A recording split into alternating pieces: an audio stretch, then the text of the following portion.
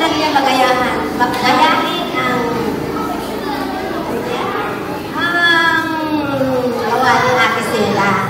At para naman sa mga nanay, gusto din nilang makatapos yung mga apo nila at pangarap din nila na bigyan sila ng magandang kalusugan ng kanilang katawan, ng mga pamilya nila at mga pambuhay. At nangarap ng kaming grupo, kung ito yung nanalo sa luto, bakit hindi tayo mangarap na manalo para tayo makan at makatulong sa lahat ng nangangailangan? Ganyan po ang aming pangarap, umakan! Panalo ng luto!